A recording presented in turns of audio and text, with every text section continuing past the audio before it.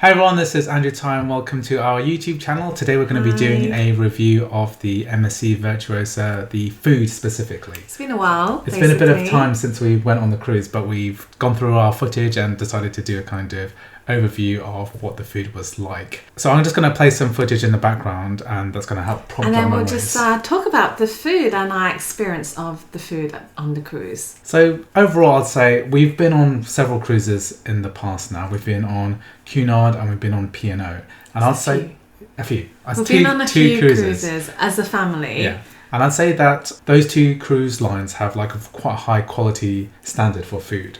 And so with the MSC Virtuosa, I was a bit wary because... It was an eye-opening experience about the food in particular, because we just had that experience of high-quality food from obviously Cunard and P&O.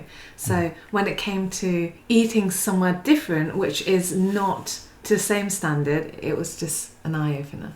Yeah, so I think just right off the bat, I would definitely say that MSC's food is not as good as P&O and Cunard. Those are kind of the high end. I'd say this is like medium to low end I would say, yeah, if you're looking for like gastropub quality food, unfortunately I'd have to say the presentation is there, as you can see, usually it is there, but the actual quality of the food is not. That said, when it came to in-house food that they make fresh on board, like you can see pizzas. The fresh pastas were generally very good. Yeah, it was just, I find some of the sauces quite lacking and the presentation just wasn't quite up to where we would usually expect. Service in general was, I would describe it as very slow. So firstly, you'd be, if you were going to a seated restaurant, the complimentary restaurants, you'd be seated and then it would take minutes, 10 minutes for a waiter to come and give you a menu, and then it would take another 10 minutes to be able to order, and then it took half an hour or more for the food to come. So generally speaking, things just felt very long. Yeah, I guess what they're trying to do is get everyone seated, which is quite a huge organised thing to do for so many people coming on board the ship and feeding them. So like Andrew said, they did drag things out, so attending to us, asking us what we want, giving us the menus. Oh yeah, and then insisting on ordering drinks first before having the meal. And then someone disappears and then someone comes back, I don't know, 15 minutes later to offer you bread, which was great, just so that with children, you do need them when they want to eat. They need the food now.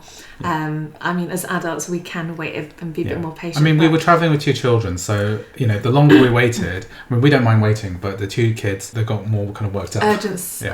There's more of an urgency. Yeah, I remember with P&O, we were allowed to pre-order the food. So as soon as we sat down, basically the food would come straight away because we'd already chosen what we wanted, and I think they had a lot more kind of attention to detail. I guess this is the first time like I said, we were on board a ship, but unfortunately again, it wasn't just a one-off. It was that every time we sat down at the restaurant, it was very slow for breakfast, for lunch and for dinner. It wasn't as slow as the first time, but it still was pretty slow from sitting down to getting our main course, our starter even on our table. Yeah, I just want to talk about this clip as well. So this bit is where somebody had just served us some food and then there was a load of someone else's food or some rubbish food at the bottom of the bowl, and it's a bit disappointing that there's general lack of attention. And several times, for example, on the buffet, I'd found knives, forks, plates which were dirty. Let's talk about the individual dishes. So I'm just gonna play through some of this. So we had an interesting kind of seafood starter, and this was it looked really good on the menu, but it came out kind of extremely deep fried, overdone, massively overdone. It was very disappointing. Too long in the fryer. You could really tell by the colour. It was almost cold, and then there was just way too much batter. It just felt like you were eating more batter than the actual seafood. Yeah. Which, I mean, the children didn't mind. In general, I think the children enjoyed their food. Don't mind it. They don't have that experience we have as a couple. I'll talk about this dish here. This is like this kind of a seafood pasta dish, right? And the pasta was good, but the seafood itself, very disappointing. It looked kind of like very cheap frozen seafood, just kind of bunged into the It's not, basically, it is frozen seafood. I don't think there's any freshness about it. As you can see, I think for me, the most disappointing thing of all is the freshness of the food, because even the vegetables were frozen. There was no fresh vegetables. I mean, the carrots seemed frozen, the courgettes, and it was the same vegetables again and again, disguised in a different way. So you'll still have the frozen courgettes, bell peppers in the, I don't know, stir fry at the buffet, to here it was just the same vegetables now again and again, and it was just frozen vegetables. Quite disappointing, especially when you're waiting for a really long period of time. You're trying to, you sit for nearly an hour to wait for a meal, and then you kind of get served something that's quite disappointing. So I think that the main dining rooms, the minuettos, which where we were seated, was not fantastic. I'd say more nights than not, we were just kind of very disappointed with the food. The menu wasn't particularly great either. So in the background here, I'll be showing some sample menus of what we had. And we didn't really have anything particularly special for complimentary menus. We didn't have any like steak nights. It does look inviting. The presentation isn't poor, but it's just not to the standard that we would hope, especially in comparison to other cruises. And this dish here, it was just so overdone. Prawn was just like, it was dead again and again and again. It felt like it was tormented, the prawn. It was just inconsistent. It was inconsistent. Very inconsistent. This was like a seafood dish with the cuttlefish hood and grilled fish and a single large prawn, and that was really good. The prawn wasn't as overdone as the other dishes we had. I thought wasn't deep that fried, was right? So. Yeah, I think it was done much better. And then you can see my daughter having risotto there, and that was done quite nicely. So I don't have that many complaints, but you can see it feels like they were really running out of ideas for the lunch and dinner menus. It's just pretty much the same. That appetizing, unfortunately. When you go on a cruise, you think food as number one, entertainment, and food for me was a big letdown. But as long as the children had some variety and they were exposed to some vegetables, albeit frozen, I don't think as a mother, you want your children to be somewhat healthy. Let's talk about the kids menu briefly, okay? So I'm just going to demonstrate some of the kids menu, and it was bizarre. We did order from the kids menu. I did, because I thought it would be. It talks about nutritional value and consulted with some sort of nutritionist or dietitian. I can't remember what it said word for word, but you can read it there, and they take into consideration. What's really strange is that they have the baby menu, so 6 months is when they start weaning onto solids. To 12 months, which is fantastic for babies. Then they have the 12-month plus. Which basically covers all children. So which is bizarre. 1 year old to whatever. So I would expect a toddler menu and then, I don't know, a kids menu. And it's just, this one was... a bit of a weird, it's like a steamed kind of cheesy pizza. Steamed bread. It's obviously made for a baby, cheese. Right? So, a child would enjoy that. I'm sure they would, but maybe, but not really. It was just strange to have a pizza steamed. Okay. Let's talk about the buffet, okay? So, can you see that queue? So the lines for the buffet were kind of really annoying because... Forget about COVID friendly, okay? Yeah, so... sure, they're doing the checks and... So I remember in April I was watching videos of, and, the staff were serving the guests, but, this in August 2021, that wasn't happening at all.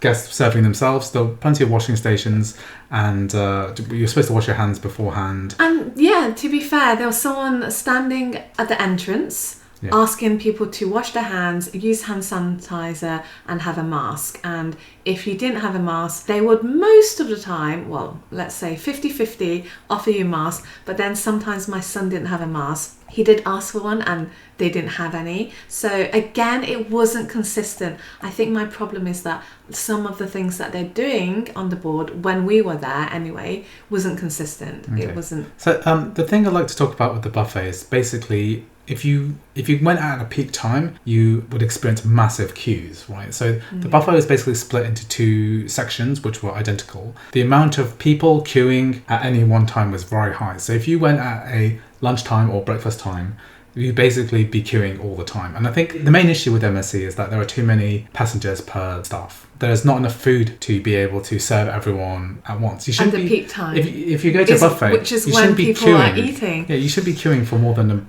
a few minutes, right? Here, the lines would extend all the way out. I guess you have to realise that this is a British, what do you call it? British Isles food. Yeah, and so you have the very typical Britishness of queuing. So it doesn't matter if you just want the salad. The queue, the British way, is that once the queue starts, there's no end, and you have to join the back of the queue. Yeah. It doesn't matter whether you want to kindly just get the fruit or the hot food. You have to join the back of the queue. It's the British way. So yeah, a lot of queuing. What do you think about the quality of the food? Again, it was pretty much the same recycled food. I think that any ingredient you saw for the dinner menu, you'll definitely see it either that evening or the next day, which you kind of expect, but you do expect them to dress it up a lot more. So, and you do expect the food that you would be given at the sitting down meals, at dinner, sitting meals, the sitting meal would be different to what you get at the buffet. But I think it's pretty much the same. Of course, you don't have it nicely served to you, and that's the only difference. The variety was great, especially for the children. The fruit was really good. I think the selection of melon and fruit, we have a lot of fresh fruit every day. Is that the children had a lot of melon. There was the Gallia melon or Galia melon, honeydew and watermelon. But if you're looking for the British varieties like strawberries, blueberries, forget about that. You get exposed to melons, all of them, and pineapple, which we don't usually eat every day. We do usually eat the blueberries, strawberries, things like that. So the children, what they didn't get for the vegetables, they definitely made up with the fruit. As you can see, I was cutting F shape for Felicity, my daughter, and she loved it. You can have whole bananas, whole peaches and apples, but I must say that the apples and pears, I think, sometimes they had a lot of holes or quite bruised, so we didn't go for those options. We usually went for the fruit salad. Yeah, the breakfast, it's all fine. Just a lot of queuing. Pretty standard, nothing really special.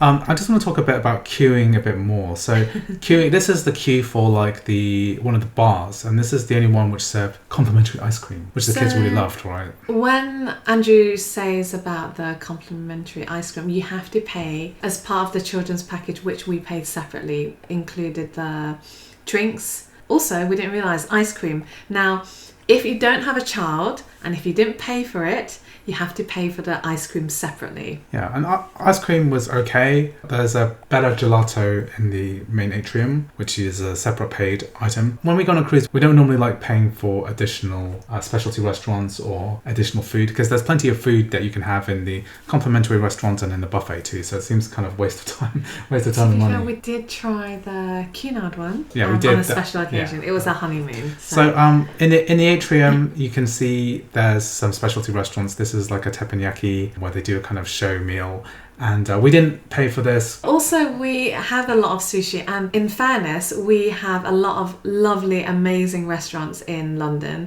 which we take the children to, and we haven't gone around to exposing and dining at all of these amazing restaurants in London. And it just felt like, just because of the food on MSC, I mean, to be fair, if we tried it, the quality might be even better, but I wasn't enticed by the price or the time when we were there to try it. And I don't think the children would have enjoyed it more. Maybe we might have. I just want to talk a bit about waiting for drinks as well. So there were plenty of like bars everywhere, and we had a drinks package. There will be queues just for drinks too. A significant portion of the day was queuing for things which are part of the package, but still something which take forever to get the right service for. You had to go at like odd hours to be able to get a drink quickly, which is a bit disappointing. I think you have to be smart about where you go and order your drinks. Not everywhere will serve the drink that you want. I mean, the typical cocktails and things like that, I'm sure, and soft drinks, you'll get that at any bar. But if you want something in particular, I didn't realise, but I wanted hot chocolate one night and they didn't have it on the menu. Yeah, but we could order it. It wasn't clear that there were several things